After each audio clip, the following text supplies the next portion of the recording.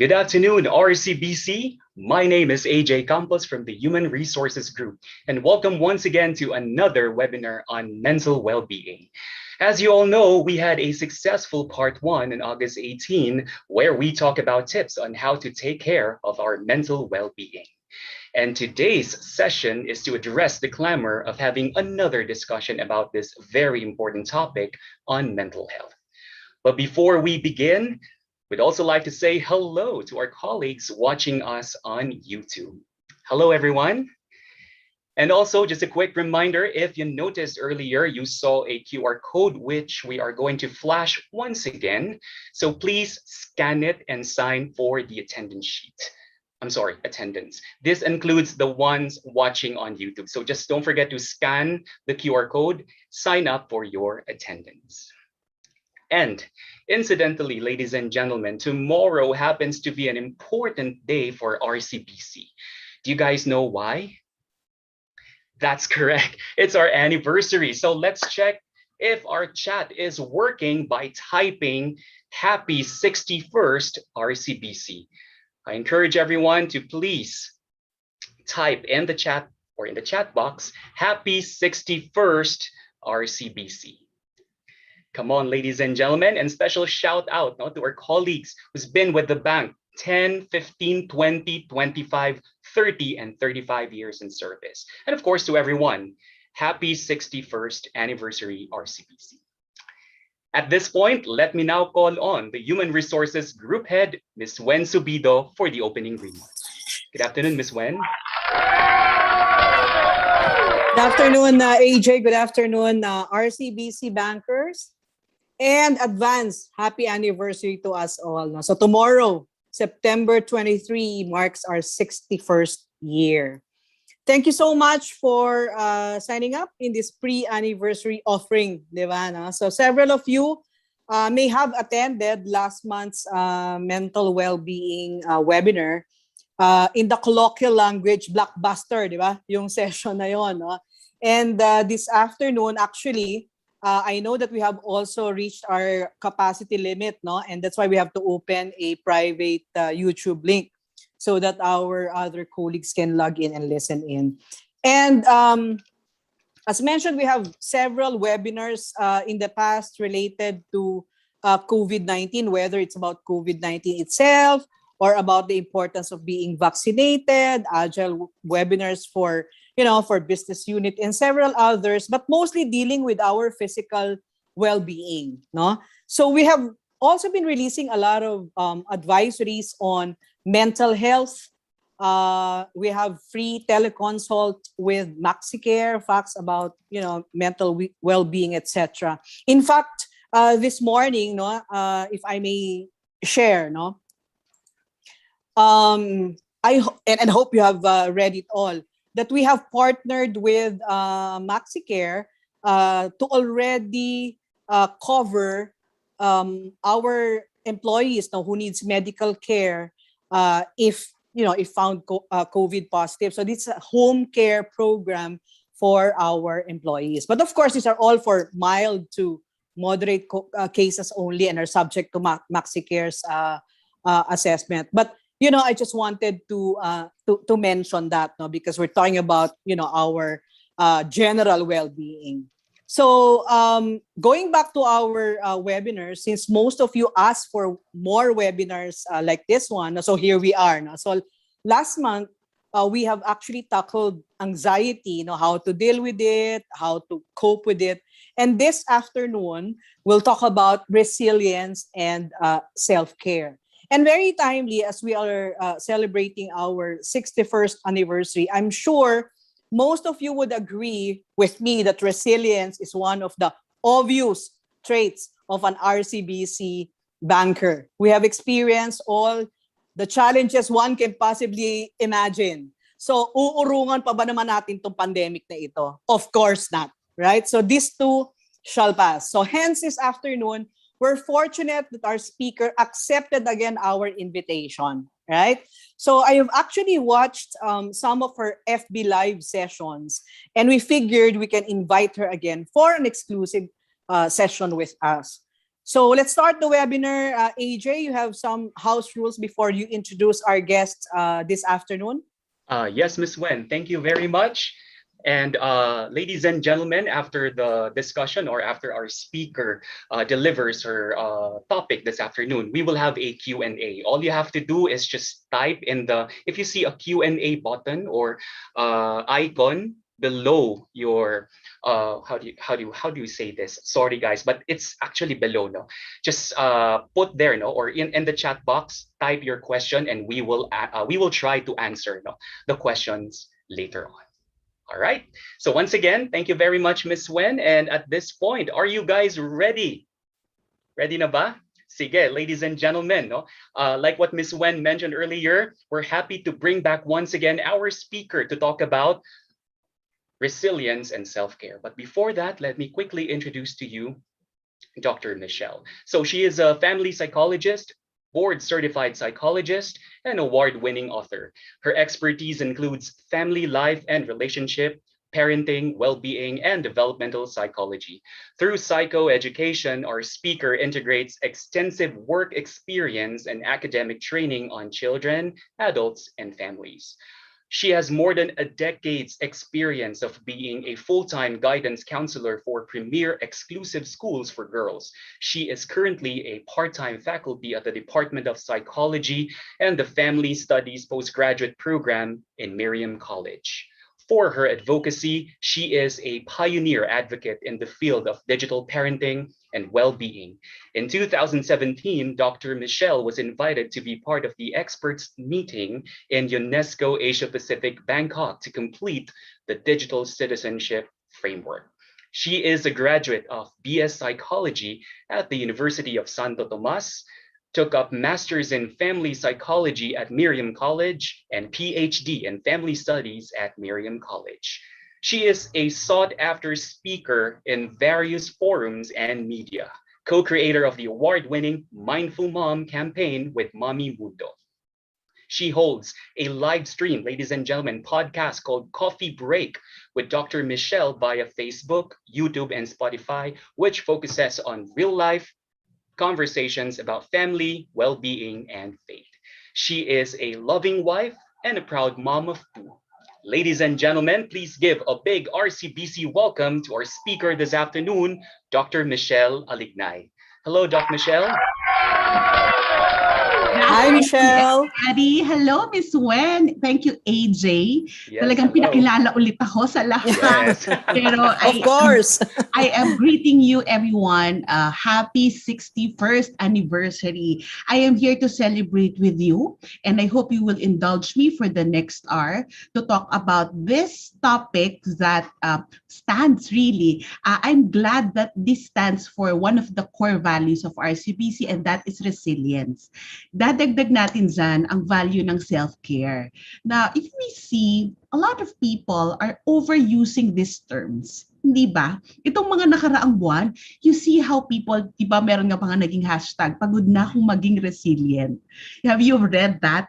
And of course, lahat ng mga marketing campaigns, it's about self-care. But let us go through what it really is and what can it do for our mental health. Baka nagtataka kayo, di ba family psychologist si Doc Alignay, and what she doing in the workplace? I realized that this is really the time of intersection. Many people are working from home. Many people, even though that we are in the workplace, we belong to a family. So kung yung iba, workplace psychology yung tinitingnan nila, ako baligtad. Ako yung family life psychology, tapos titingnan how it's affecting the workplace. So, but still, I would like us to focus on a very personal, unique, and special angle on mental health, and that is resilience and self-care. So, simulan na natin. So, I like how you played with the words resilience and self-care because we care. Ang tanong ko sa inyo, do you care about your well-being? Yan. Yes or no lang ang sagot dyan. Huwag niyo akong sasagutin na paminsan-minsan. Solid tayo. Yes, ma'am. Very good. Ayan. Tinitignan ko yung mga sagot niyo. Pinaghiwalay ko na yung aking screen now. Mental health comes first. Okay. Now, When you hear the words resilience, what comes to your mind when you hear it? Parang, what's the first thing that you thought of, you think about when you hear the word resilience? Ano yung una mong naiisip? Strong. Bouncing back, I love it. Ability to bounce back. Do we have it? Do you think we have it? Overcoming struggles. Konektado ba yung resilience sa self-care? Yes, and I'll show you the connection later. I know many of us have been through a lot, saying that ang dami natin pinagdaanan this past 18 months. Tama ba? 18 months na ba tayo? AJ, 18 months na ba tayo sa pandemya? Di ba? Yeah, 1.5 18 years. months, di ba? Yeah. 1.5 year. Having that, 18 months in the pandemic, which one it's most troubling for you? Ito, meron ako dito, ano yung mga madalas na nangyayari, the common sources of stress, difficulties, and struggles? Which one? 1, 2, 3, and 4. Nilagyan ko na ng number for you to identify. Can you identify where you are? Can you tell me which one's happening to you? Para makita natin where we are right now. Kasi posible that many of us are stressed. Yes, but at what aspect? 2 and 4, may nagsabi dito, 2 and 4, mental and physical health, and of course, burnout from workload or being at home. You know, I would agree. I would really agree. And I know we in the bank are essential workers. So many of you guys, I know you have to be at the branch. You have to be at the branch. So talagang yung 2, it's very prominent. Very prominent yan. And also, but the funny thing is, we need to go to work. And if you see that stress has become different, hindi nyo ba napansin? Nag-iba ng packaging yung stress. Kasi dati, look at it this way, a single person, I think you can relate. You go to work, ang stressor natin traffic. Right? Traffic, tapos malilate ka ba? Are you gonna be on time? And then your focus of stress is actually the workload itself. Paminsan-minsan may mag-shoot up na family concern. But it's not every day that that's gonna happen, right? And then, when we go home, there are times that we can go out with friends. Even lunch break, even during your break, pwede kang pumunta sa convenience store to just buy chips or to get your cup of coffee, and then you walk back with a friend, and then the stress is there, but somehow you cope differently. Are you getting me? Tapos, pag umuwi na tayo, pwede tayong dumaan sa mall. Oh, may titingnan ako sa mall, di ba? I love that. I love doing that. Yung titingnan mo sa mall, we don't realize that it becomes our unwind. We don't necessarily spend, but since your stop maybe is at the mall, dun ka sasakay, nandun yung carpool mo, we go. And then, when we go home, we confront things differently. Iba naman yung hat natin pag uwi sa bahay. I'm sure, mga nasa bangko tayo, hindi naman dinadala yung bangko sa bahay, di ba? Hindi. Hindi ka naman magbabalanse sa bahay. So, look at it. Hindi mo naman pwedeng dalhin yung kaha de hierro sa bahay. So, look at this. Stress has become different. And we need to check, where is our stress coming from? Is it internal or external? External, honestly, it's everything happening outside. The government response, the COVID-19 situation, yung hindi tayo makakuha ng hospital, hindi tayo makakuha ng access to whatever we're accessing, that's external. But what about the internal? Internal, it's the biggest and the most critical cause of stress. Ask me what? It's the biggest internal stress. Ask me what? Can you ask me? Can I see that in the chat? Can you ask me what? What? Our thoughts. How we think about things. How we do things. If we're being fixated na, kasi dati, the pre-pandemic ways that we try to apply. Dati nakakalabas ako eh. Dati ang daling bumili ng mga gamit. If we still have not pivoted, it can create more stress. And actually, resilience, when you say resilience, diba, what's the perfect example of resilience? Isn't it the bamboo tree is said to be resilient? Kaya yung mga plantito at plantita dito. Iba, ako kasi, I grew with my interest in plants, especially this pandemic. And instead of looking at YouTube, I love reading blogs about plants para matutunan ko how to take care of them. At isa sa nilalagay, this is a resilient plant. It can thrive either in bright situations or minimum light. Diba, ang perfect example ng plant that is very resilient is the bamboo tree. Diba? Pag humangin, it will bend. And that's how we are. If we are stuck in our thought patterns until now, the pre-pandemic ways, I believe it will break. We will break inside. That's why the bigger challenge is that, my question, why do we need to find inner resilience? Hindi natin hahanapin sa labas. And you are fortunate because you are blessed, because in your 61st anniversary, your organization is offering you something. So it's up to us to find that. We are given already the tools, the resources to be resilient. So look at it this way. We find inner resilience and then care for our well-being. Why? Stress is not going to go away. Hindi pa natin makita ang katapusan ng pandemya. Honestly, last week, I'm chatting with a doctor friend. She's a PGH doctor, sabi niya, and she's into a lot of researches on COVID. Sabi niya, my God, we don't know when this will end. It can, the forecast, it's about 2 to 3 years before everything goes back to normal. So, yung stress, hindi naman talaga mawawala.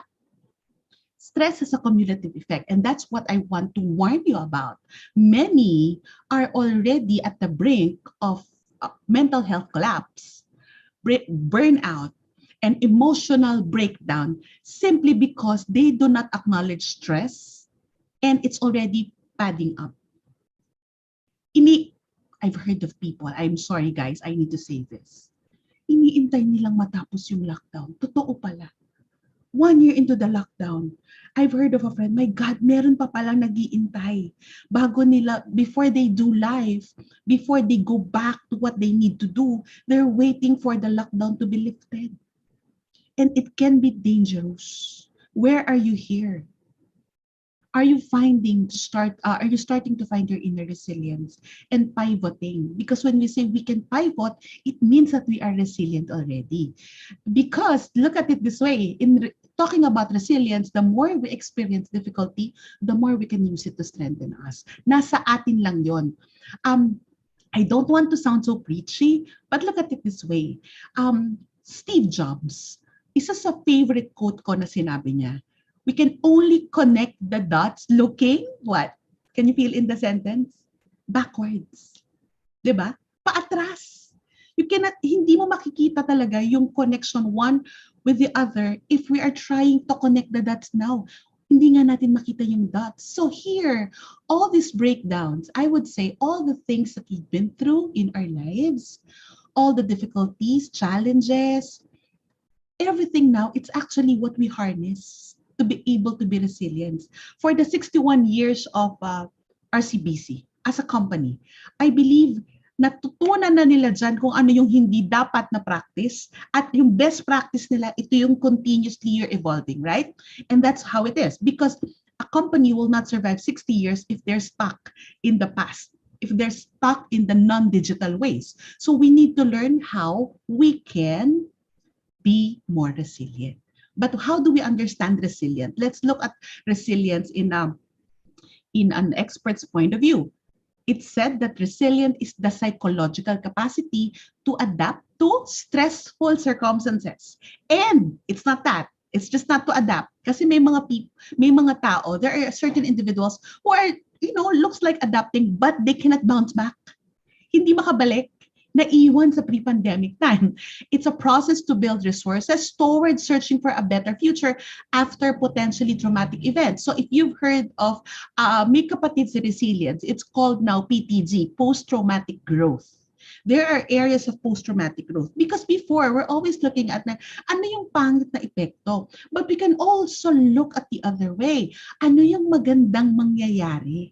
Isn't it? It's more hopeful, it's more positive because we may be looking at resilience and looking at it from a point of view that I need these resources coming from other people. I need them to do this so I can do this. But what we fail to look at is that I have what it takes to be resilient. Can you type that in the chat? I have what it takes to be resilient. O lagay na lang natin short, I have the keys to be resilient. Susi, nasa atin yan. True resilience can foster well-being. Baka sabihin nyo, bakit kami may Wellness Wednesday and then well-being? Because it's actually connected in the mindset of psychology. It's an underlying sense of fulfillment. And what we're doing, hindi nyo ba napansin may mga taong nakangiti pa rin?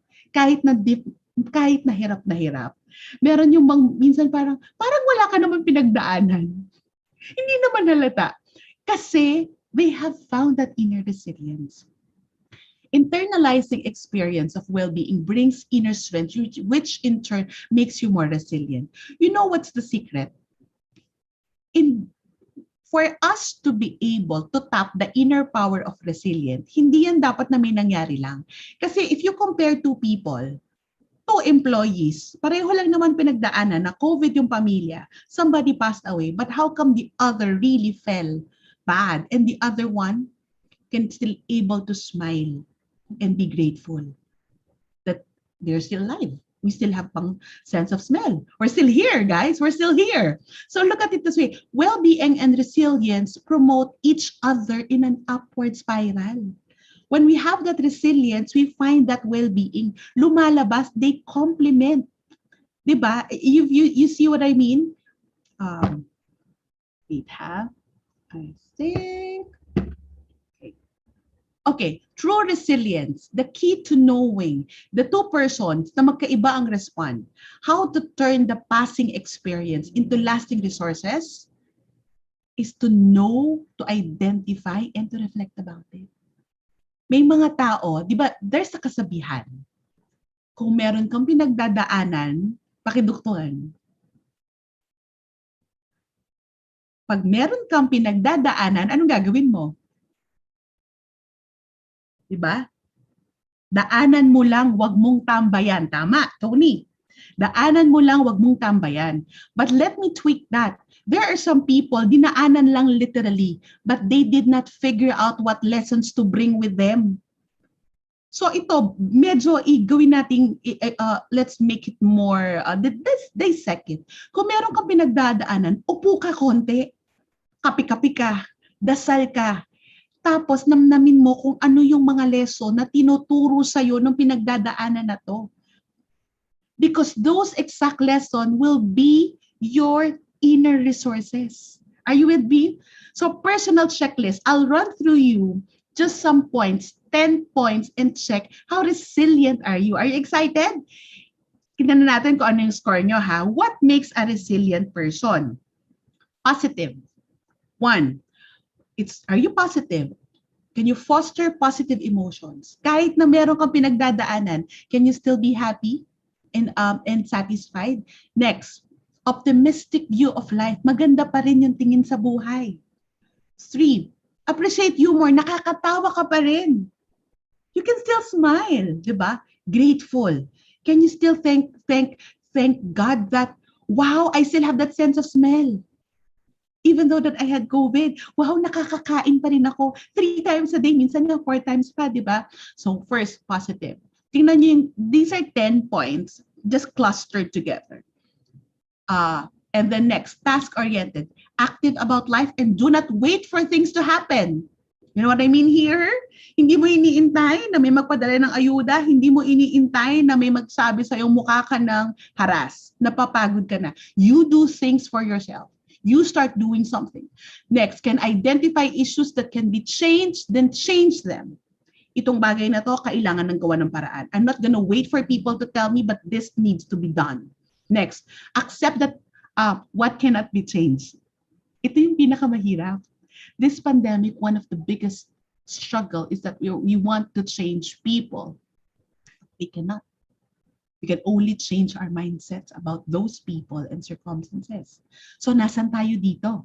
Can you check that? Next thing, flexible thinking, able to think at one's feet and find new insights and solutions in the middle of a transaction. and you're not feeling well that day, even if you're in front of a client in the branch with your anxiety with what's happening, can you still be able to think at your feet and find new insight and solutions? Yung sa mga bagay na hindi magawa ng paraan, teka, there's a way here. Can you still think? Hindi ko makita yung boss ko hindi ko matanong, pero kailangan na to. Matter of critical decision na to. Can I stand on this? Can you stand your ground? Next, find difficulties as key to psychological strength. You see difficulties not to be punished, not because you're a victim, but because it will hone you, it will strengthen you. Okay? And ito, friends, fitness and health. Charan! Dok, kasama yan sa resilience. Yes. Kasi our bodies are actually the vessels of our brains, of our emotions, and everything that happens to us. So here, can you maintain adequate physical health and avoid risk?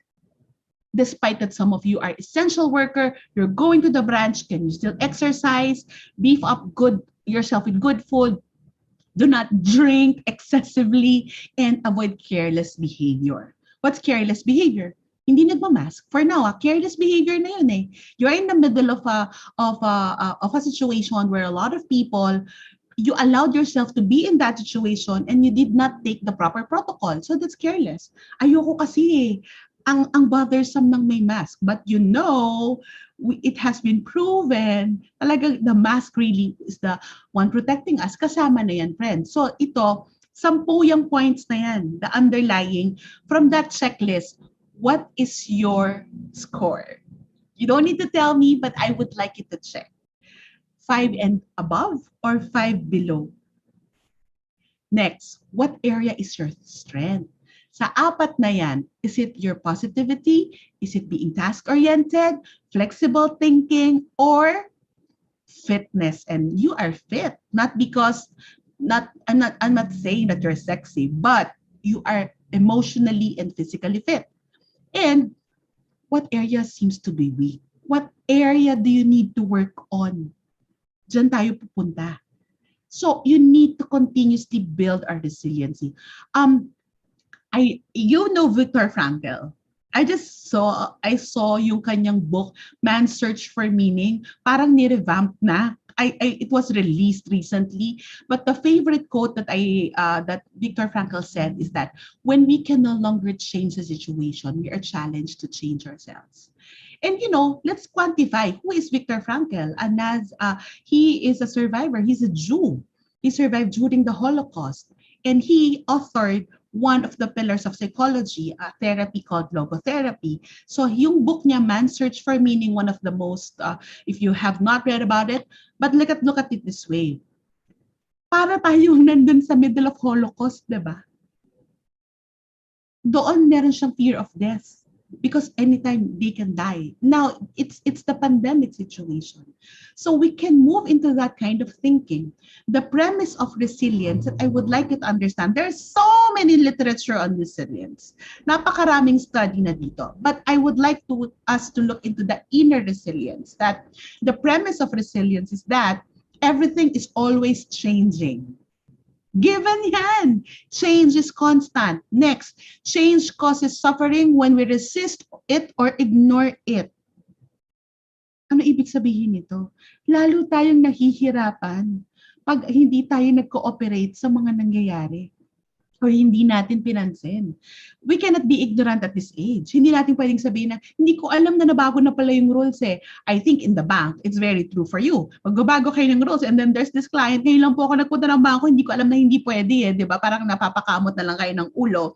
But that's true. We cannot be ignorant in this time of information and technology. And then last, this happens when we ignore our emotions or cling too tightly to the attachments in our life. So friends, the premise of resilience is actually the inward resilience that we have. Quoting Bob Rosen, there's an article that he wrote for Psychology Today. He said, be open to our uncertainty and live with just enough anxiety. We talked about anxiety last time. So, anxiety is needed for us to be pushed forward, but we cannot be excessively anxious. So how can we tap the power of our own resilience? Are you still with me, friends? What area do you need to strengthen? with all the things that I've asked earlier, with all the 10 areas, the 10 checklists of resilience, alin dyan yung think na, oh my, I think I need to improve on this area. But I would like to give practical steps given the premise of resilience of change. In the next 6 months, hindi rin natin alam kung ano naman magbabago. Tama?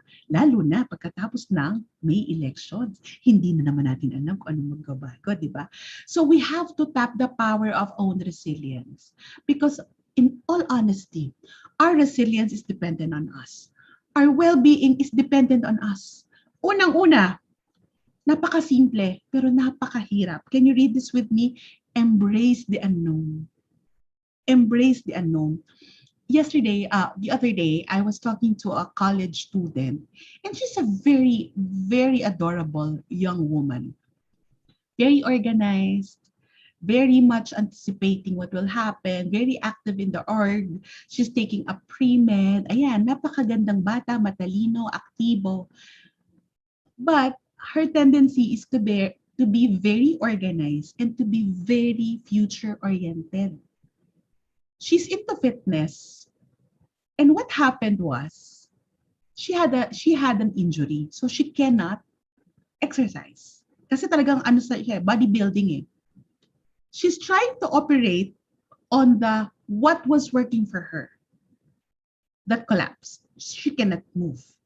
And she's trying to operate on the thought na I don't know what will happen when I go to med school. Yun yung fixation niya. Sabi ko, my dear, I think your anxiety is coming from the pre-pandemic routines that works for you and being fixated on the future that it's so uncertain. And we know that there are too many unknowns. If you remember your algebra, di ba, lagi hinahanap yung X and Y. Hanggang ngayon naman, friends, di ba, embrace the unknown. Personally, how do I embrace the unknown? I just plan out for the next maybe 2 to 3 months. I don't know, because in our own personal life, that is so needed. I don't want to make Christmas plans. Anniversary namin mag-asawa on November, I don't want to make plans yet because there's a lot of unknowns.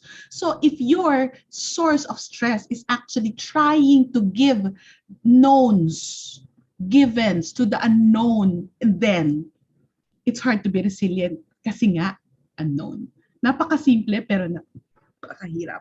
Because when we learn to embrace the unknown, we go to the second. Distinguish what you can and cannot control.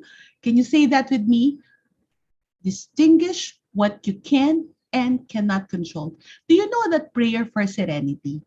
Are you familiar with the prayer for serenity? The prayer for serenity is made by Reinhold Niebuhr. He is an American pastor. That prayer became popular because that is the prayer that was used by Alcoholics Anonymous. Who can type here the prayer? Diba? God, nakikita natin yan in different books, in different cards, in different poster. God, grant me the serenity to accept the things I cannot change, courage to change the things I can, and the wisdom to know the difference. That's it. Friends, are your stressors within your control or outside you? Ugali ng people in your homes. Let's identify. The attitude maybe of your kid or your husband or your family members, are they internal or external to you? Can you type here the answer? Can you type there at the chat? External, very good. Now you know. The pandemic situation, are they external or internal to us? External. How we deal with the stressors.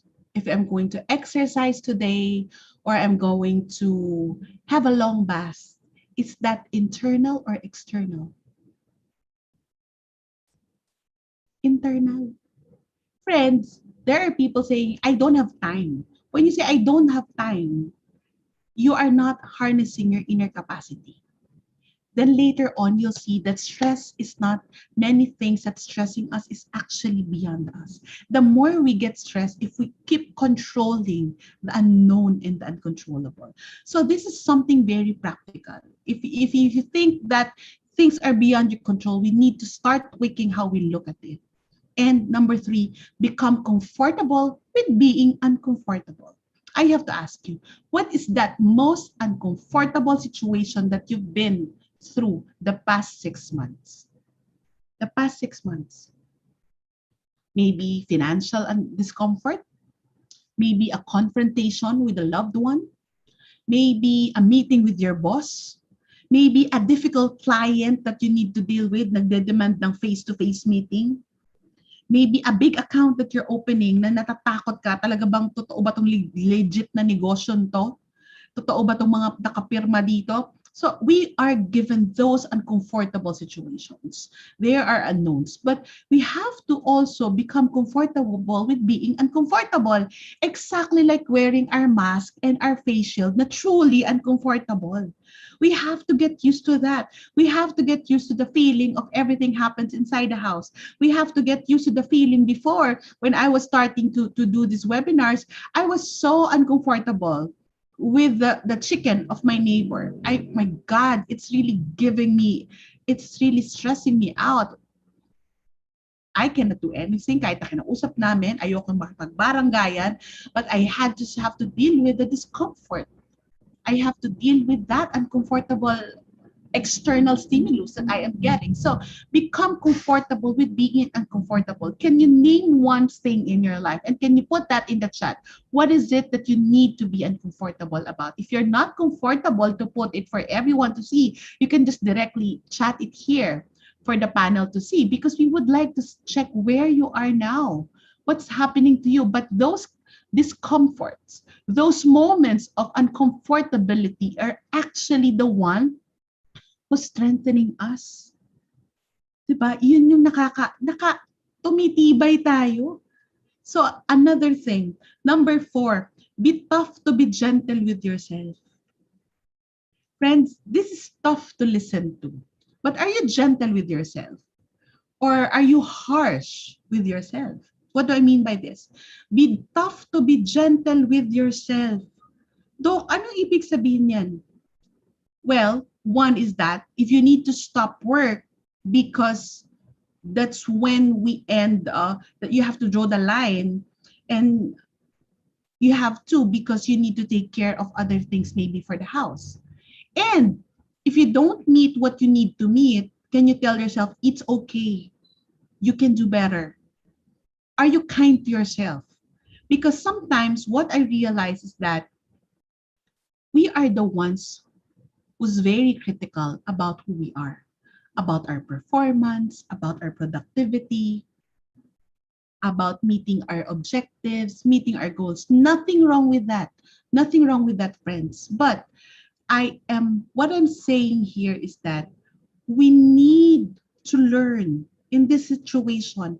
Everything is so difficult already. Be tough to be gentle with yourself. I don't know if I told you about this friend of mine who had COVID twice last year. Pero 'di ba, 2 beses ka talaga nagkaroon.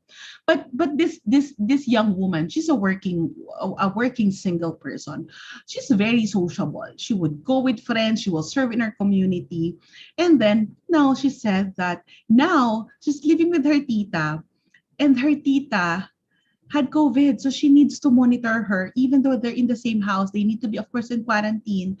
Kailangan niya mag-monitor, siya yung magpapalit ng dextrose, at siya yung maglalagay ng oxygen. She's putting on PPE.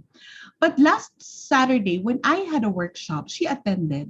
And then she told me, Ate, I appreciate it that I attended. And it's being tough to be gentle with myself. Because I can just say na hindi na ako mag-a-attend kasi there's a lot of demand for me. But I need to be gentle with myself. Kailangan kong sabihin sarili kong, ayusin mo yung sarili mo. Alagaan mo yung sarili mo. Kailangan ko rin sabihin sarili kong mag-exercise mag-exercise ka, kumain ka ng tama. There. So instead of being harsh on ourselves for not being productive, let's be harsh on ourselves if we fail to take care of our well-being. Hindi ba? So resilience ba yung being tough? Yes. So that I can be gentle with myself, because the bottom line of what I'm saying is we need to have self-compassion. Diba? Nobody would actually be compassionate of us if we don't start with it. Being self-compassionate is treating yourself the way you would a child or a best friend, with love and care. So it's the encouragement of resilience. We are tough, yet we know when to be gentle with us. And number 5, let yourself experience the full range of emotions. One of the things that's happening to many people is actually getting stuck with the particular emotions. And then there are so many questions that I receive, like, but I don't want my kids to see that I am not strong. I don't want my team to see that I'm becoming anxious. I don't want the people in my work to know that I'm COVID positive and I'm also already experiencing burnout. But friends, we need to acknowledge what emotion we are feeling. Do not get stuck in the emotions, experience the emotion, and allow it to help you respond appropriately. Your assignment with me this weekend, watch that movie Inside Out. It will teach you, have you seen that? It will teach you a lot of emotions. It will go back to the feeling of joy, sadness, disgust, fear, and anger. Minsan halo-halo na. Alin dyan, mamili kayo kung nakikita niyo yung screen ko. Which one is your most prominent emotion the past months?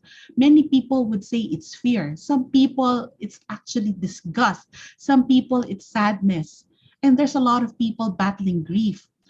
The biggest question that I realize in grief is that, okay lang bang iiyak araw-araw? Hindi ba ito matatapos? Okay lang talagang iiyak siya araw-araw because you are actually experiencing your emotions.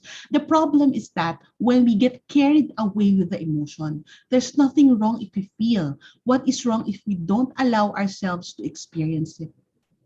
Because experiencing the full range of emotion, di ba yung kaninang quote, kung may pinagdadaanan, namnamin mo ng konti, wag mong tambayan. Yan yung ibig ko sabihin, why do we need to sit down? So we can experience the emotion. Pag tinambayan natin yan, ibig sabihin, nagpadala tayo and we get stuck with the emotion. But when we say, okay, I'm going to learn the lessons with this difficulty, but I'm going to get up again. That it's when you experience the emotion and you allowed it to teach you to support your emotional well-being. This emotional well-being, it's very critical at this time. Emotional well-being is actually the awareness and regulation of our emotion. It's like the thread, sinulid, that will sew together our overall mental health and well-being. Paano mo maida-download ang everything happening to us mentally?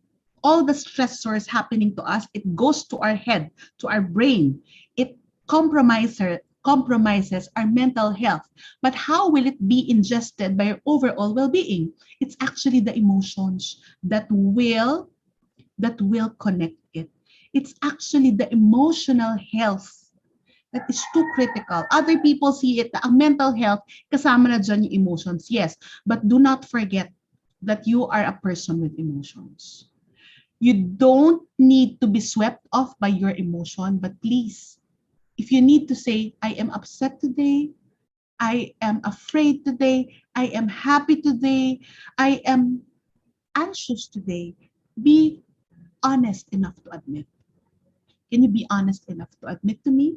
What is it that you're feeling? No judgment. What is it that exactly feeling?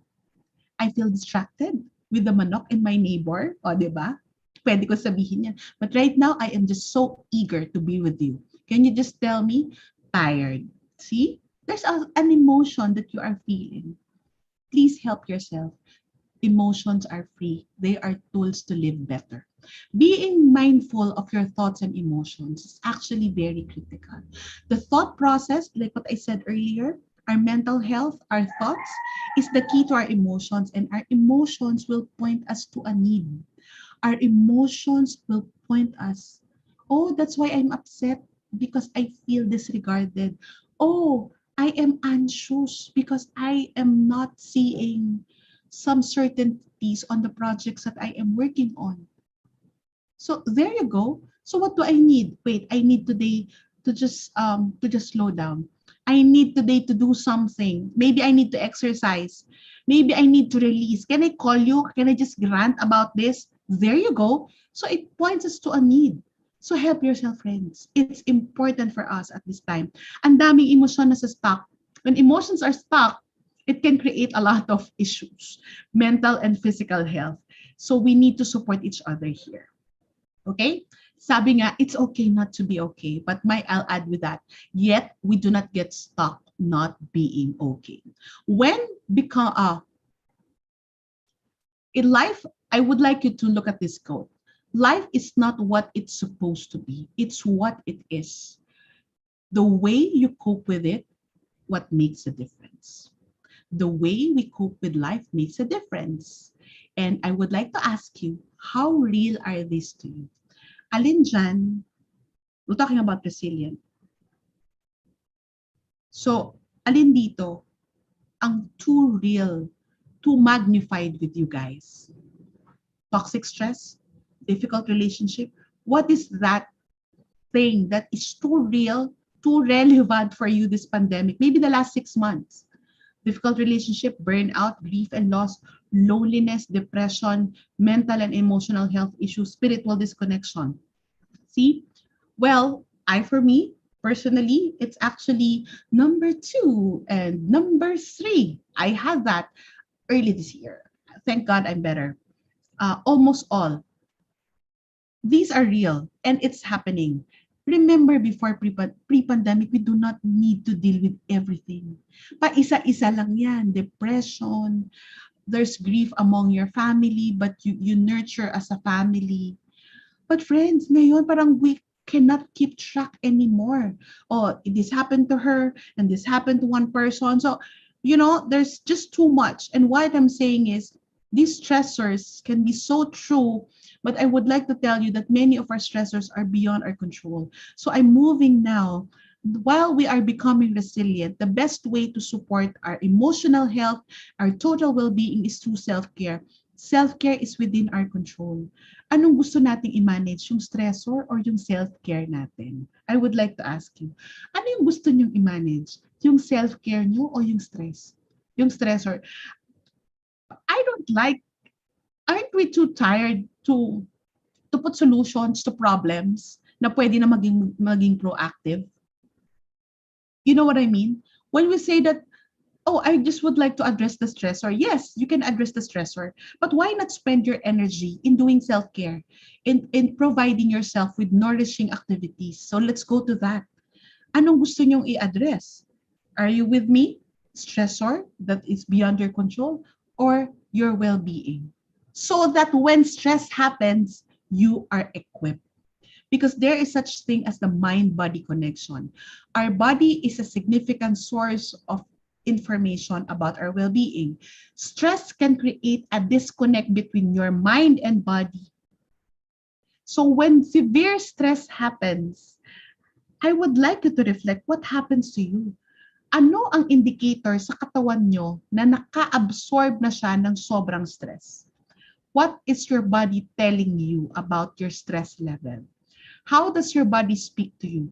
What are you mostly experiencing and feeling? Can you put that in the chat? Back pains, body pains, ayan. This is so true for many. Tired, allergies, migraine, stomach cramps, body pains, headache, migraine. See, it's so real. Dysmenorrhea, yes, that's true. Tired, weight loss. Ay, ang galing mo naman. Sana ako rin may weight loss kung severe stress. But others naman, they get too bloated. Diba? Weight gain. Ayan, vertigo, stress, migraine. See, these are not isolated incidents. So look at it this way. Your body and your mind has a connection. So how do you deal with this? Pwede mo bang tanggalin yung stress? Actually, hindi. But pwede nating ma-manage through supportive self-care. So friends, I'm moving to discussion on self-care. What's the first thing that comes to your mind when you hear self-care? Can you put that, can you answer me here? Pag sinabi mong self-care, para sa sarili mo yan, ano yan sa'yo? When you say self-care, what do you do? What's your favorite self-care activity? I like asking this. What's your favorite self-care activity pre-pandemic? Eating, exercise, spa. Okay, friends, sarado ang mga spa. Sarado rin ang pampering salons. Go out with friends, Netflix. Attending concerts, wala ring concert. Coffee with friends, virtually. Or maybe one friend lang. So, what's your pre-pandemic self-care activities? Come to think of it, even our self-care, we need to pivot. Remember that young lady I was talking to you about? Her self-care is actually meeting with friends. And she said that her self-care also is, working out. But that workout, the self-care strategy that she's doing already collapsed because she had an injury that she cannot work out the way she was working out. And then others, when the pandemic was starting, one of the answers that I get about self-care, travel. Oh, somebody said here, beach, floating lang. Yes. But friends, have you revised your self-care strategies? Because if you said that, hindi yun pa rin yung gusto ko, what's your self-care now? Babaksak na tayo. And then what are we doing? Are we revising? Because we need to revise. Yan, staycation, movies. Do you still go on staycation? Meron pa kaming GC with a good hotel. Hindi pa namin nagagamit. It was just a gift. Look at it this way. When stress, task, roles, and life demands increases, our self-care should also intensify. So friends, ngayon, I would like to show you that self-care is actually your well-being support for resiliency, for your total well-being. When stressors are increasing, then it affects too much of ourselves, body and mind. Tama? Pag sumusobra ang stressor, maapektuhan yung katawan, maapektuhan ang mental health, maapektuhan ang physical health. And so, we combat it through self-care. But don't do self-care as a byproduct when you're already sick. Ako personally, self-care is supposed to be a proactive and preventive strategy. That's why I term it, this is a personal term, supportive self-care. Self-care as an intentional, sinisigurado mong may oras ka para doon. Preventative, meaning it's for prevention. Proactive, and continuous effort of integrating a compassionate mindset. What do you mean by compassionate mindset? You are putting yourself in the center stage and caring actions for ourselves. Take note, caring actions for ourselves in order to serve others, do our purpose, and nourish our total well-being. Ang dami naman sis, ganito lang yan. We cannot pour from an empty cup. I would tell you, self-care, it's not selfish. Self-care would be our supportive strategy to breeze through this pandemic. Self-care, it's like you, RCBC, a bank. Nourishing or giving life to refuel your energy bank balance. Ano bang nilalagay sa bangko? Deposits. Why? Pag kinailangan ng funds, there is something that you can withdraw. There is something that you can reinvest. There is something na naka-time deposit, papaikutin mo lang yan, hindi po pa kailangan yon. That exactly is what self-care can do. So many people collapsed in their mental health. Many people collapse in their physical health. You know why? Because negative na yung balanse sa kanilang energy bank. Am I making sense?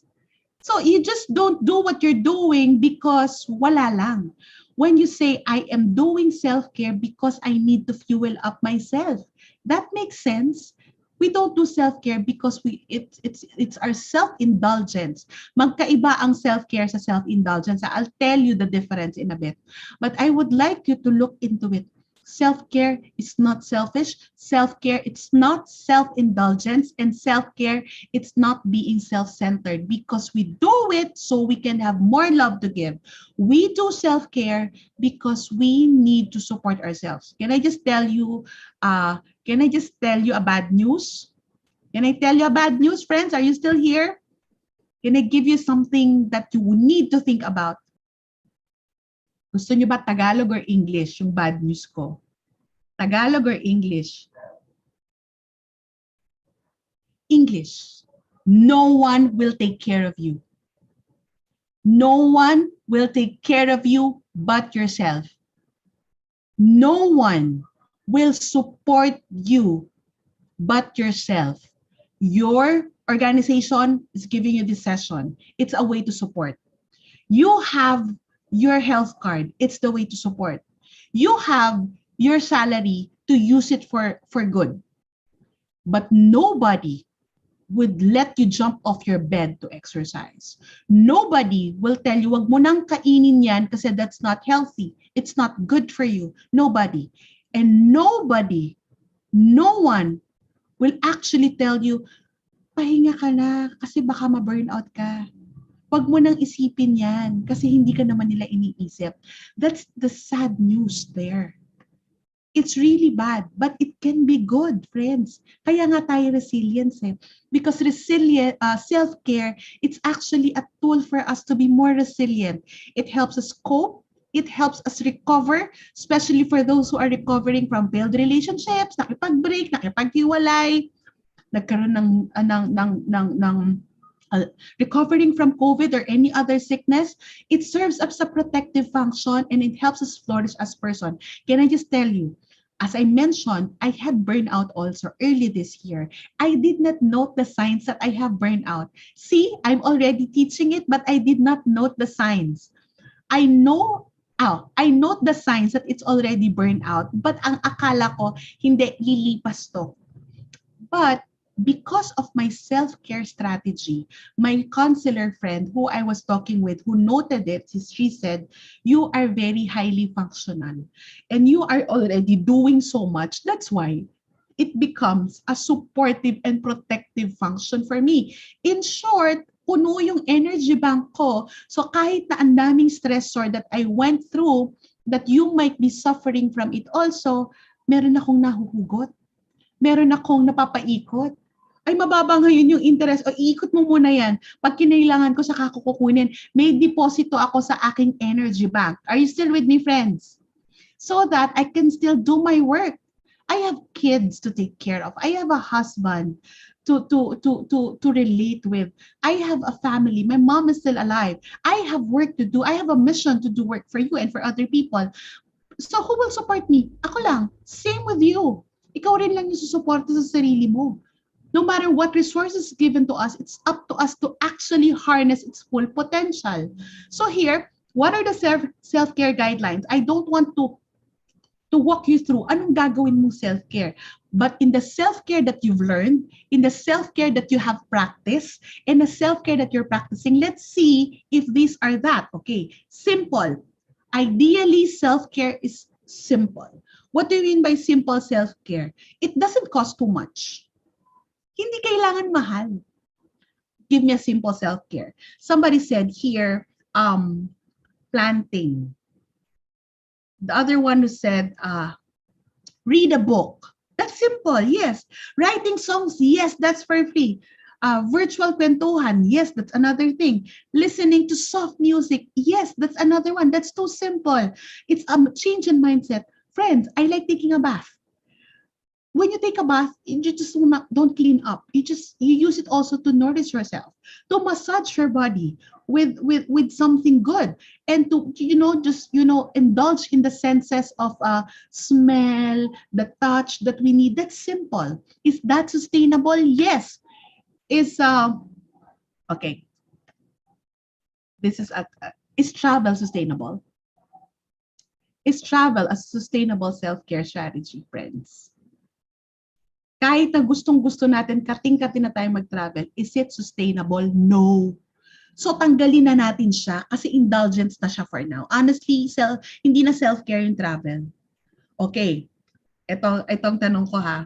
Wow, somebody said sweeping and cleaning the house, ang galing mo. Travel is not sustainable. Having a massage by somebody, unless it's your husband, it's sustainable. But going to a spa, it's no longer sustainable. Okay? Another one, self-nourishing. Okay, friends, ito. Self-nourishing. When you say you're binging on K-drama or on Netflix, napupuyat ba kayo because of the binge? Yes or no?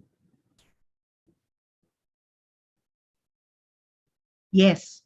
So I would say, in the look of well-being, on total well-being, that is not self-care. That is self-indulgence. Ask me why. Because self-care strategy is number 4, supportive of our whole being.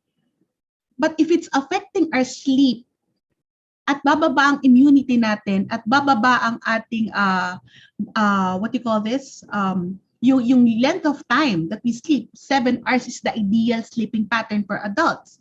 The PGH doctor friend I'm sharing you with about, sabi niya, the best way she's protecting herself is her N95 mask whenever she goes to the hospital and good sleep. And then I remember, di ba nung college, tuwing may exam ka, natutulog ka ng matagal, baligtad siya. Yes, ganun siya. Pag may major exam, itutulog niya ng tama. Because it has to be supportive. I'm sorry to break the ice, but it needs to be supportive of all of you. Self-nourishing siya sana. So kung makaka-apekto siya, okay, I love shopping. Who loves shopping? I think many of us love shopping. Is it sustainable to consider shopping, add to cart, Lazada, or whatever as self-care? No. Indulgence yan, friends. Kasi meron budget. Pangalawa, if it's going to affect the family budget and hindi naman natin kailangan lahat, it's becoming indulgence for us. So it has to be supportive, self-nourishing. Kumain. We love to eat. Sabi ko nga ngayon, the best way to my kids' heart is through their stomach. Kasi they love to eat. But weekdays, we are fixed and we are firm on what we eat. Guys, you need to eat this. We try to really eat good food on a weekend, on a weekday, so that on weekend we can indulge on something that we like. So it has to be supportive of our whole being. So can you see now the connection, friends? So you have to check, is this simple? Is it sustainable? Is it self-nourishing? Supportive of my whole well-being? Hindi maaapektuhan yung one and the other. And number 4, significance. Ano tong significance? I remember my favorite author and preacher, Bo Sanchez, said in a book that changed my life, he said that success, it's about you. You are all successful in wherever you are. Whatever work you're living, where you're going, whatever work and whatever passion your life is, success na yan. Because we are in a good and reputable company. We have finished the degree. But significance, success is about you. But significance is that you are doing something for other people. And that's what self-care is. Inaalagaan natin yung sarili natin.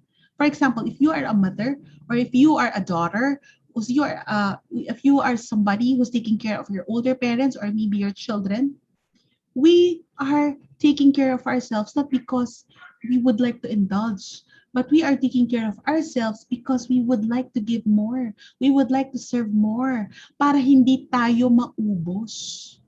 Are you picking it up? So that's the mindset of self-care that I would like you to carry. Because it's not about us at the end of the day. It's about living a life of significance. Ang bigat naman, sis. Yes, yun naman talaga eh. Kaya naman natin inaalagaan yung sarili natin because we have work to do. We have a mission to fulfill. We have relationships to nourish. There's so much being asked of us. So we take care of our beings. I can go on and on talking about self-care, but let me just show you examples. I'll just browse this through, okay? If you get what self-care is, what is it that you thought is self-care? Ano yung akala mo self-care, hindi pala, self-indulgence pala. Pakilagay sa chat. Aminin natin, meron tayong self-care na feeling natin it's really pampering, but it's actually more self-indulgence. Isa-isahin natin yan. Is it eating your favorite? Ako, eating ice cream. That's my favorite. But that's becoming self-indulgence because it's not good for our sugar, right? So here, physical self-care. Restoration, meaning nourishment, movement, rest, and sleep. Relaxation, and rejuvenation. So yung tatlong yan. Restore through nourishment, eat food that nourish, movement. I honor you if you have a movement practice each day. 20 to 30 minutes is very good. Whatever works for you, for me, yoga works wonderfully for me. And also, please, in this time of pandemic, having good sleep is really supportive of our health. Kasama po yan. Yan. I like it that many are admitting that overeating, sleep, drinking and eating, K-drama marathon, staying up late to enjoy own time. So, tingnan natin kung ano yung mga kala mo self-care pero indulgence na pala. So there you go. Relaxation, what can you do for yourself to relax? And then rejuvenation, find clothes that you like. Isuot niyo sa bahay yung parang ako, nakapang-alis na maganda. Harap ako sa inyo ngayon eh. So there you go. That's rejuvenation. Rejuvenate, ano yung nakaka-uplift sa'yo. And relax is how can you be restored in your state and restoration. Mental self-care, pause from productivity. Sometimes, pausing from productivity will make us further productive. This is something that I tackle in my live stream. This week, it's about unproductive. People feel unproductive. Yes, we are. Maybe we're just looking at the wrong window. Play. If you have kids, if you have pets, play with them. Play, it's very, very important. It can be your hobby. It can be music. It can be just a new hobby. On Saturday, I signed up for a watercolor class that I'm so excited about. Even though I'm very busy, siningit ko talaga siya because for me, that's play. Unplug, alam kong napakahirap nito ngayon, but please, if you can, so that if you are already bombarded with too many social media images, feeds, and unhelpful news, we can always choose to do a digital media detox. For the parents here, plugging later on at 8 p.m., I will be talking on ensuring internet safety for kids. I'll be live later, so you can just check out at 8 p.m. Just check out my Facebook page on that. Thank you. So here, emotional self-care. Saying no. This is so hard. Saying no, setting work-life boundaries. Sis, minsan wala na, lahat nasa bahay. Internal work-life boundaries. There was a time, I know that some of us can be guilty with texting and asking about work matters late at night. So it's up to us to create, sasagutin ba natin or hindi. One time, there was a text message that I got. It's for a talk that they're asking me to be part of. And then I said, yes, of course. But the guy, the one who's organizing, messaged me via Viber at 9:30, 9:40. I'm already lying down, winding down, reading my stuff. I like reading stuff at night. And then he messaged some details about the engagement. So, hindi ko pinansin. After a few minutes, he was texting me, sending me an SMS saying, Doc, I sent you a message via Viber. Please check. So I replied, yes, I noted. But I will reply tomorrow because it's beyond work hours. Sabi ko, hindi pa siya nakontento. So that is what, for me, an internal boundary is. We know when to put a hard stop. We know the things that we should answer and we should not answer. I think this is so clear. So please do that. Set your internal boundaries, not just for work, but with the people around you.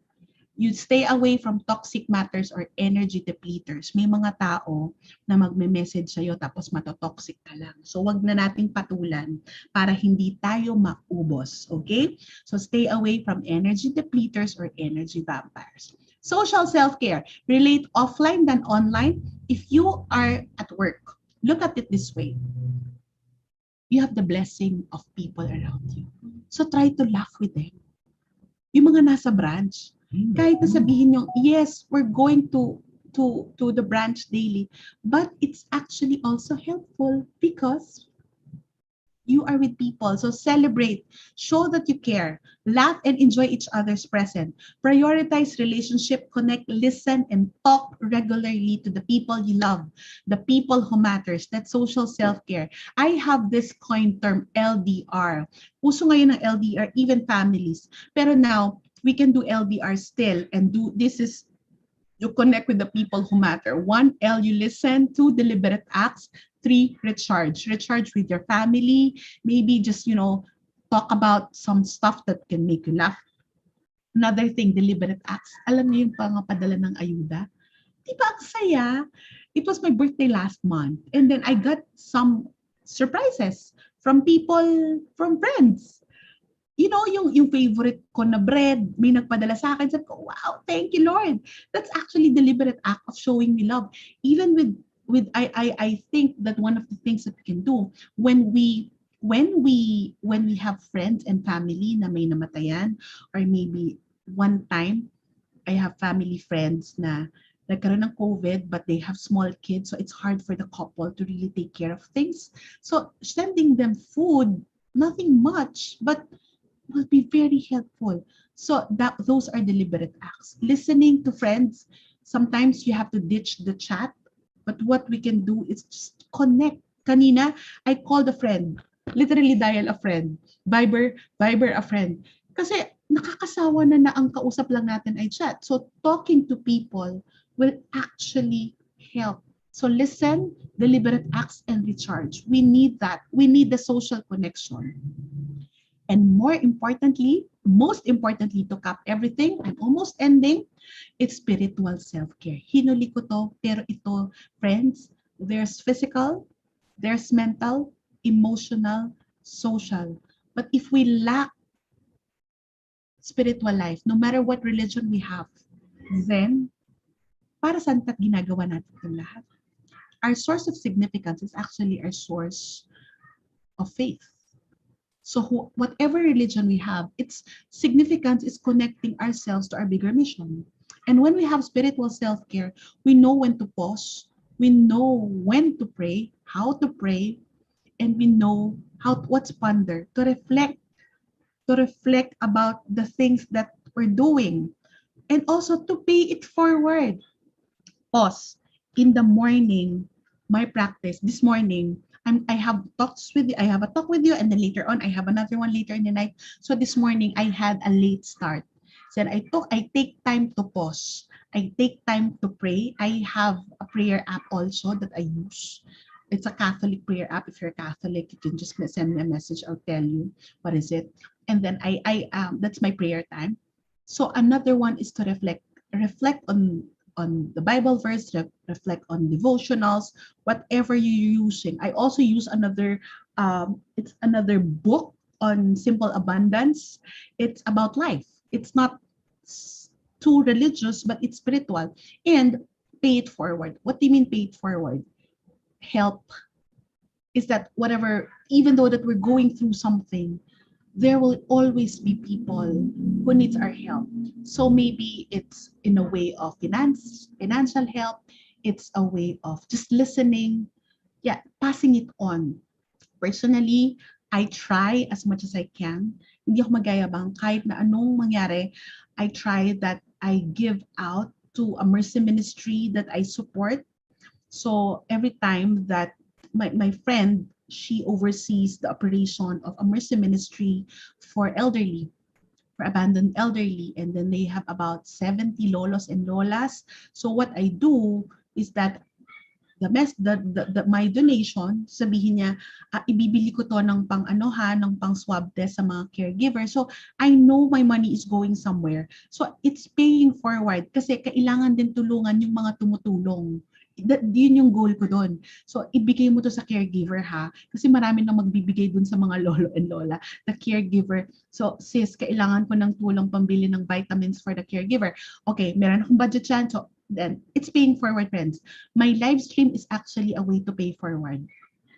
I'm not paid in my live stream. It's something that I do in excess, but I believe there's something that we are doing. Maybe it's listening to a friend. Maybe for you, it's taking care of your parents. Maybe it's helping out your pamangkins in their online schooling.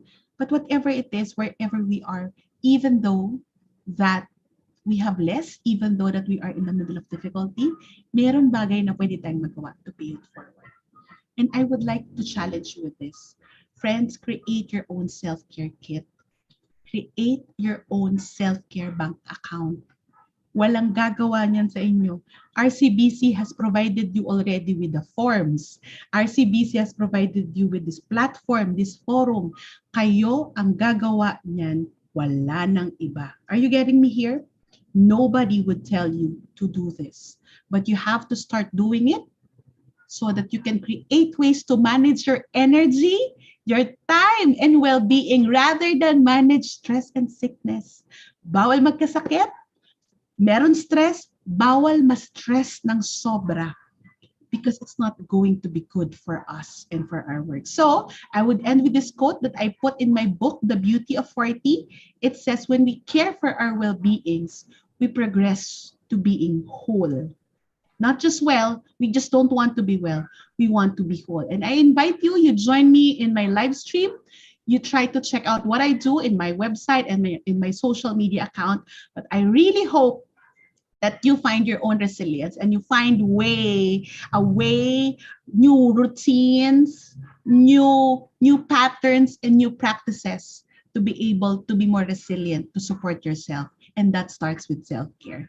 Magandang hapon. We're opening the floor for questions. Okay, so thank you very much, Doc Michelle. That's another topic about mental well-being. This time, it's about resiliency and self-care. Ayan, it's good to know na kasi I wrote your tips, no, Doc Michelle, and it's good to know na some of these things pala we are already doing. Now we're just putting the right perspective na okay, ito pala yung tamang ginagawa ko, no? It's simple, if sustainable. You would notice, AJ, if you would notice, it's just a mindset shift. Correct. Kasi dati parang ang sa atin lagi na lang add-on at pampering. Now we integrate it to our system. Yes. And I like what you mentioned about letting yourself experience the full range of emotions. Because sometimes, di ba, parang, no, I'm okay, I'm really okay. But Yes. deep inside, you're not okay. No? And sometimes you want to throw everything.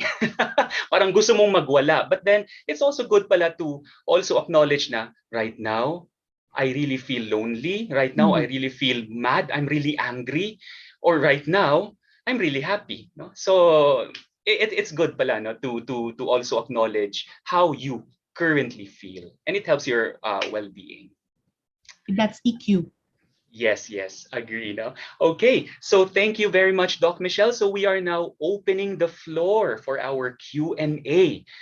Meron lang isang nagpadala dito, Doc Michelle, no nagutom ako kasi sinabi niya na ang kanyang self-care daw ay ice cream and pizza. Parang it wants me to go down after this and buy ice cream. Mag-indulge. Ako nag-crave ng ice cream. I know. Sabi ko, parang malitong nabasa ko because I'm trying to also do something for my exercise, but it makes me want to go down. Okay, so partners, RCBC friends, no? We are ready for your question. You may type it in the Q&A chat box or in the chat box where everyone can see it, no? And feel free to ask questions while while Doc Michelle is still here. And while it's still free, ladies and gentlemen, kasi maya-maya lang konti, may charge na po yan, no? Hindi. Yes, go ahead, no? All right, are there questions, ladies and gentlemen? Ayan, so do not be afraid to ask questions. Yes. Okay, Doc Michelle, we have a question here. Any tips for team resiliency? Iba na yan. Yeah. Ibang topic altogether. Ibang topic ito. Okay. But one topic for your team to be resilient, you ask your team how they are. Nice. Yes. Without judgment. Because yung sinabi mo kanina, experiencing full range of emotion, there's such thing, di ba, as psychological safety, especially in the work. Yes.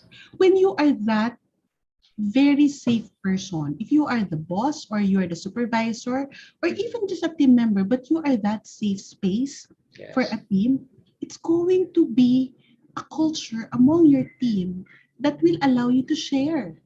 Yes, So yes, that's team right. resiliency, I believe, starts with that psychological safety. Am I a Mhm. safe person to ask? Or am I a Yes. safe person to disclose to? Yan yung tanong Mhm. natin sa sarili natin.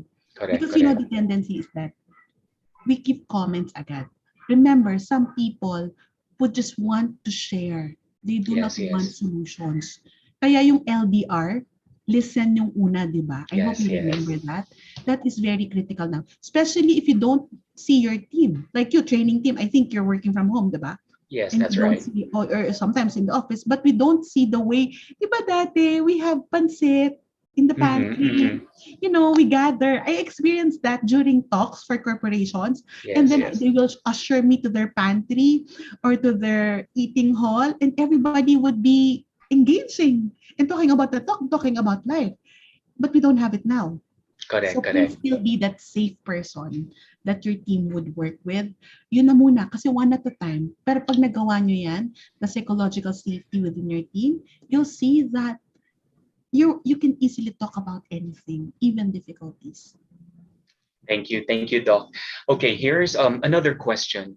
Would like to ask. Okay, she is your former student now. Would like to ask for your advice on how to cope with when you feel stuck in a routine. Yeah. Mm. Many happens, many people are experiencing that. When you are stuck with a routine, you check the routine. Is this still helpful? Mhm. And you try to introduce new things. Because you might be stuck there because one, you're operating in the thought that this is working. Second, you actually one trait of being resilient is being creative. Mhm. Creative not in the art form, but being creative to get out of your box. Do something new. So if you're stuck, do something new. Do something that you're not doing.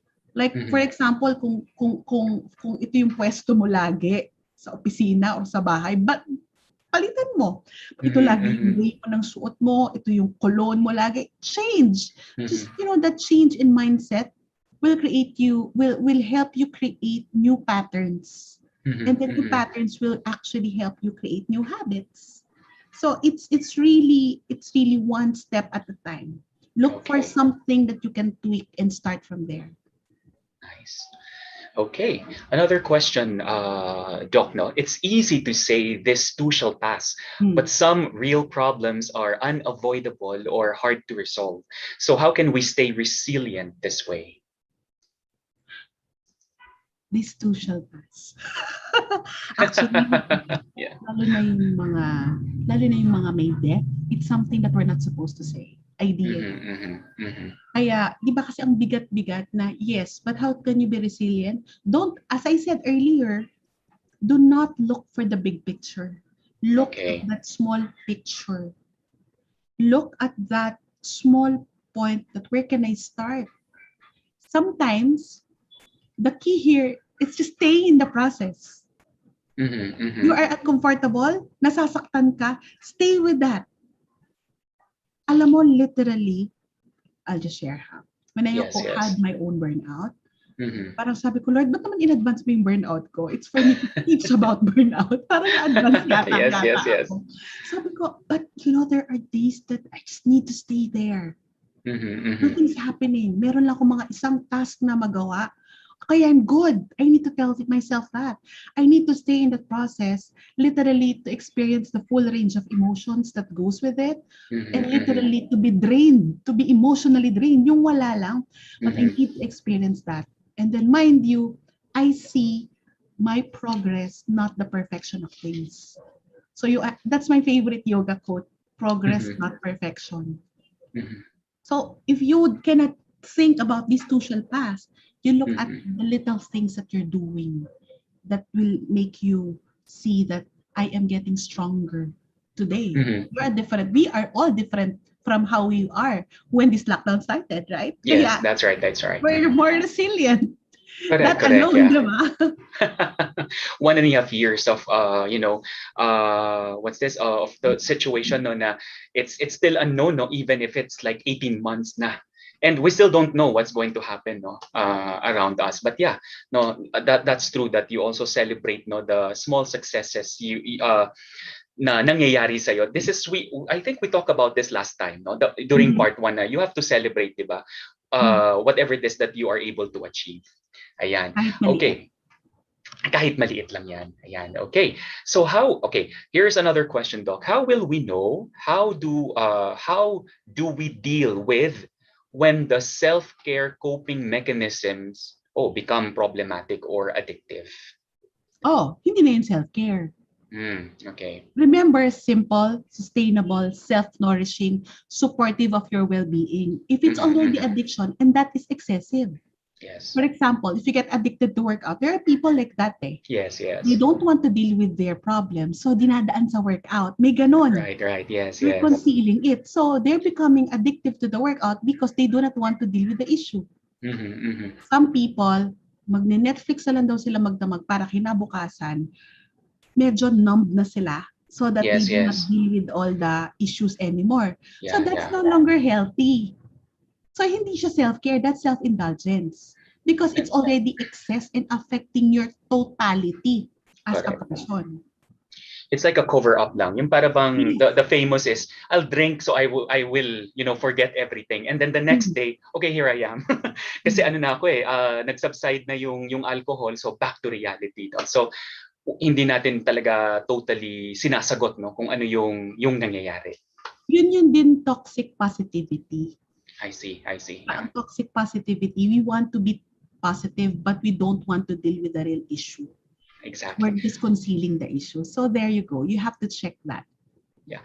I think I actually saw on Facebook no na there's yung tinatawag nating toxic positivity and how you can actually reply to a person na hindi mo naman talaga totally alam kung anong nararamdaman niya ngayon. But sometimes, what I learned is, example, yes, Michelle, I understand na talagang magiging magiging down ka, talagang magiging ganyan yung feeling mo, but siguro after some time, magiging okay ka. Pero sa ngayon, you acknowledge the fact na masama talaga yung pakiramdam mo or you're really down. No? And it's normal. So, I think I saw that. I forgot the term, no? Pero isa yun sa mga bago ko ring natutunan, no? Yung you thought you're helping, but it's actually toxic positivity.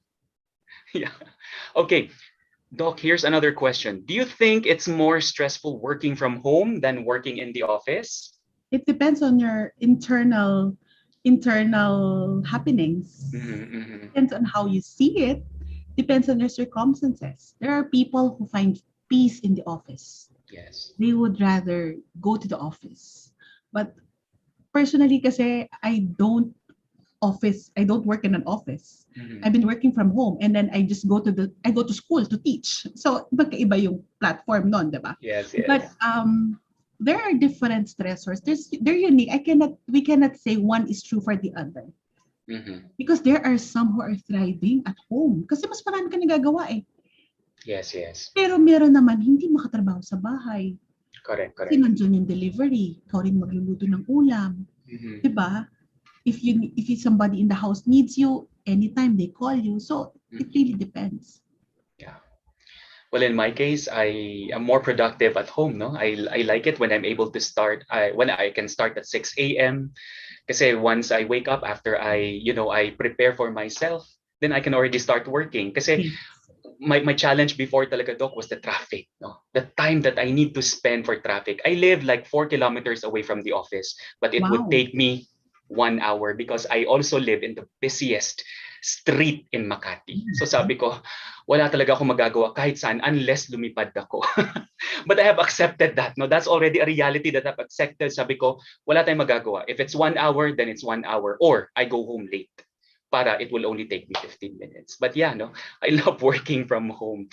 Okay, so tama ka dun, Doc, no? Iba-iba tayo ng take regarding that. Okay, here's another question, Doc. So you discussed indulgence a while ago. It seems that it's the same with wants and needs. Meron ba siyang similarity, Doc? Indulgence, it's anything in excess is indulgence. Okay. Diba? Yeah, it's actually the wants. Mhm, But mhm. you may not live without it, but it's becoming indulgence. Like, do you really need to order food every day? Mhm, Like, mhm. not just others naman order ulam, Yes. lutong bahay. But does need to be the branded food every day? Yes, 'Di ba? yes. Does it have to be kailangan meron ako na ganito? Mhm, mhm. You know what I mean? That mentality that I Yes, deserve yes. this because I work so hard. So is that a necessity? It already harming your budget? Yes, yes, yes. Is it already affecting even the way you relate with people? So it might be becoming indulgence if it's becoming of an excess. Okay. All right. Here's a very interesting question, Doc. Hmm. Self-indulgence pa ba if forcing myself to sleep at least 8 hours? On the average, I'm sleeping about 6 to 7 hours lang. Hindi naman yung self-indulgence kasi priority natin yung tulog eh. So in 8 Yes. hours, actually, it depends upon you if you see it as an indulgence. Mhm, Kasi, mhm. well, for me, I really like the 7 hours. And then there Yes, are, yes. like for example, on a Saturday, some Saturdays are full because some school Correct. talks are on a Saturday.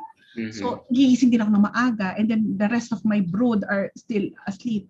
On Sundays, I will declare, I will sleep until this time. Even I Yes. know that my body is already waking up at 6, I will Mhm, stay in bed mhm. until 8 because sometimes we need to give it to ourselves. Correct. Especially kung meron naman nakuha na enerhiya yung ibang araw. You know what I mean? You work Mhm, so mhm, hard this mhm. week. So indulgence is not in a form of something to buy. Tama, it can be sleep. It can be maliligo ako ng matagal, walang kakatok. It can be that. Yes, yes, yes. Ako, sometimes, I soak my feet Mhm, in mhm. batya and salt, Epsom salt. Sustainable yan. Yan ang sustainable Yes, yes, self-care yes. strategy. So what do? Wala. 30 minutes playing good music sa banyo with my batya and my feet. Oh, I have a foot spa or a foot indulgence with warm water. So it's very simple na parang, but it also clears the head. It Mhm, also clears mhm. the head. So take note ha, that self-care, it's supposed to clear your head. It's supposed to calm your body. And it's supposed to help increase your energy bank, your deposits. Mhm, So, mhm. kung magigilty ka lang at maapektuhan yung ibang bagay at relasyon mo, at saka you would say that it's affecting other areas of your life, and then it's not self-care, it's self-indulgence. I see. Yeah. I hope that clarifies things. Yes, yes. Ako kasi, Doc, personally, I really love to sleep 7 hours. I really, how should I say this? What's the right term? Para bang I allot, no, hours for my sleep undisturbed. Kasi kailangan talaga at least maka 7 hours ako. My doctor friend, a medical doctor friend who's teaching about holistic health, talagang ang recommended niya for adults to increase our productivity and Mhm. to also help our immune system Yes, recuperate yes. Mhm. at least 7 hours for adults. Sa bata po yung 10 hours yata. Yes, yes. Sa growing Yeah. kids. There's a ano daw eh, 'di ba? There's a parang what do you call that bracket, no? Depending on your Yes. age, the number of hours Yes. required for you to sleep. Pero well, because of traffic, no, sometimes talagang nababawasan ng tulog in the past, no, pre-pandemic. But right now, yeah, medyo siguro kaya na matulog na ng 7 hours or even more. And Okay, Doc. libre yung tulog, di ba? Yes, libre yun, Doc. I love to sleep, no. I take a nap, no, on a weekend or on those times na walang pasok, no, kahit 15 minutes lang. Okay, Doc, here's another question. Okay, is it okay to feel guilty if you can't give everything to someone who asked for your help? Because you gave everything pero parang di pa rin sapat sa kanila. Alam ng hugot Dear niya. Ate Charo. No. No, if you think you've given enough, that's it. But if you Mhm, mhm, operate in the premise na parang natatakot ako sa sasabihin niya, baka magalit siya dahil ito lang. And mhm, then you mhm. have to change how you look at things. That's Okay. actually putting your boundaries. Mhm, So if mhm. you set your boundaries, you don't feel guilty. Tumulong ka eh. Yes, yes, yes. It's up to that person to receive it fully or half-heartedly. So Yeah. don't be guilty when you give. Correct, no? parang remember the second tip on resiliency that you mentioned, distinguish what you can and cannot control. And this is something that you cannot control because you already gave everything, but to them it's not yet the everything. Di ba meron Pero nga sa ikaw, di ba? Tagalog, Yeah. AJ, yung pag may ginawa ka at wala kang ginawa, may sasabihin pa rin yung iba. Yeah. So, Damn if you do, damn if you don't. Yeah. when we're not in control of that. So you have Correct, to correct. put in your boundary in that I would release whatever control these comments may have about me, but I've done my part. Thank you. Yeah. Parang recently lang, Doc, no, I think that was Monday after I reported for work in BGC. I went to Watson's to buy vitamin C, vitamin C good for 30 days. So the moment I went to the cashier, no, I said, good evening, kasi I want to cheer them, no? Kasi syempre it's difficult din, 'di ba, to be on site. But she never responded to me. Sabi ko na, pero nakakakuluto ng nakakakuluto ng dugo kasi ang ganda-ganda pa ng tawa ko, and I teach customer service, no, but I said, but there are things that you cannot control, and sometimes you just need to understand baka pagod siya or nag-worry siya kasi baka mahirapan siyang umuwi, magko-commute siya, ang lakas-lakas ng ulan sa labas. So sabi ko na lang, I'm just grateful na I'm able to do the things that I like to do and I am able to do as of the moment. And you're able to greet her. So yeah, and I'm able to greet her. Ng ibang tao, it's up to them. Yeah, agree. Doc, we have a lot of questions, no? I think last two na lang tayo. I'm so sorry, guys, no? Last two na lang kasi on the third, no, meron na po tayong, magtataas na po yung meter. Joke lang. Okay, Doc, here's another one, no, that we received. Okay, you mentioned earlier to learn to go offline after office hours. How will you handle if it's your higher ups messaging you? How would you handle if it's your higher up messaging you? Ako kasi I will respond. Are you required? Kasi it depends on your judgment and your level of relationship. Also, it depends on the gravity of the situation. Correct. Like just for example, the other day, my husband and I went out for a drive to drop off something and then just to pick up food on the way.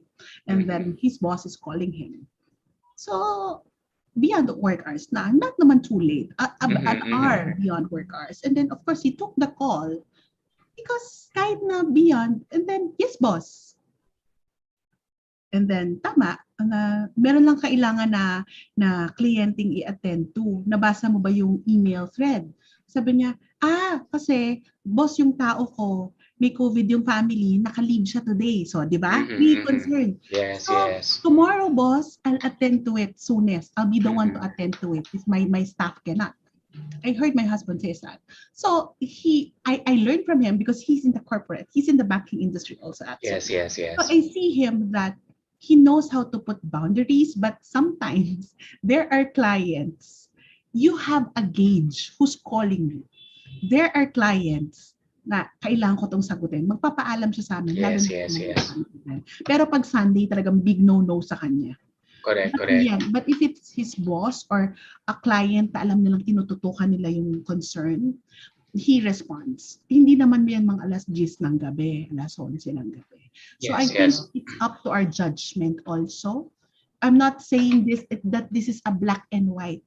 A sign of a resilient person is that, remember, we can decide on our feet. So we need to do that. Yes. Hindi in black and white na concrete. Agree. And sometimes naman, no, your boss will not call you naman unless it's really urgent. Yes. There are times naman, and if it's not every day, then baka paminsan-minsan, then it can be manageable naman. May mga pagkakataon talaga na if it's emergency, then you really have to, take that call, no matter what time is it. Sometimes it really depends on the nature of our work, and you're right, Doc, no, about it. Doc, I just want to read lang something, no. I think this is a comment from our YouTube partners, no. The one watching in YouTube. The beautiful irony here is that a type of fulfilling self-care can also be focusing on others and how we can help them feel better. By helping others, we help ourselves. Yeah. Remember, I remember that's the social self-care.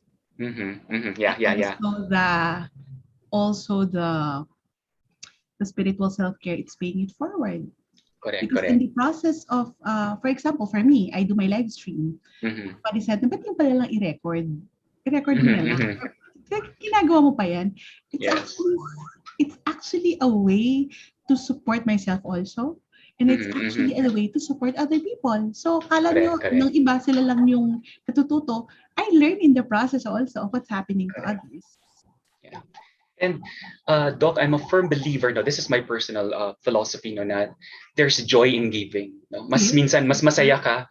Actually, hindi pala masaya. Joy. I don't know what's Tagalog of joy, but it's more of joy Tuwa, ka, no? Tuwa, tuwa, no? In galak. giving rather than receiving. Yeah, mas Yes. galak ka kung nagbibigay ka kaysa sa yung Mhm. tumatanggap ka. Amen. Especially in right now na kahit hindi naman malaki, no, but at least you are able to help others, no, in your own simple ways. Ayan. Okay. I think this is a very interesting topic. No, last time mental health, mental well-being. Now about resiliency and self-care, and I hope we learned something, partners. No, RCBC about the tips that Doc Michelle. All right, Doc Michelle gave you earlier, including what's this? Including the self-care guidelines, no? Tama naman pala yung mga ginagawa natin, ladies and gentlemen. No, the tips that Doc Michelle gave us validated the things that we're doing to help us, of course, in our self-care. All right, so Doc Michelle, I'd like to thank you once again. I'm so happy to Thank see you you. Yeah, I'm too. so happy to see you. Happy 61st anniversary. It's my Yeah. pleasure to celebrate with you your whole beings, your well-being, and as an RCBC family. Yes. Thank you. At this point lang, I'd like to call on Miss Wen Subido. Miss Wen, Yes, AJ. do we have some closing? No, of course. Thank you very much, Michelle, as always. No, I've been receiving a lot of very good feedback as as we progress. Ang dami sa Viber, sa lahat, no, sa lahat ng means, no. And I hope we'll be able to invite you again, no. So for those of you who are here, we're trying to arrange again. Bago pa kayo mag-request sa amin, no? We're trying to Yes. arrange again for a December, no? For a December session. So thank you very much, everyone, for your very lively and active participation kahit via chat, no? And Yeah. thank you very much once again, Michelle. All Thank right. you. Thank you, Miss Wen. Thank you, everyone. On behalf of the Human Resources Group, I'd like to, of course, say thank you, no, for participating, just like what Miss Wen mentioned. And by the way, ladies and gentlemen, talking about digitization, no, so digital na rin ang ating evaluation form. So please scan the following, no, evaluation form and attendance, so you have your participation this afternoon. So once again, this is Hey, AJ happy Campos. anniversary, Thank you very much. everyone. Happy 61st anniversary, RCBC. Here's Bye. our Bye. Stay evaluation safe. Stay form. safe. Thank you, Miss Wen.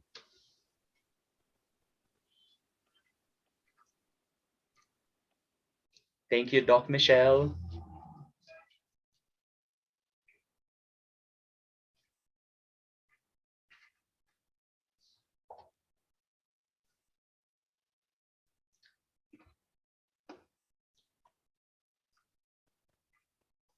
So those who are watching us on Thank you, YouTube, you can AJ. actually click the scan the QR code, no, for our evaluation, and of course our attendance. Yes, Doc Michelle, thank you very much. Another fruitful and meaningful afternoon. Ayan. Thank So you, amping sa Dr. tanang mga Michelle. taga Mindanao, Visayas and Mindanao, ayo-ayo and amping. Ayan.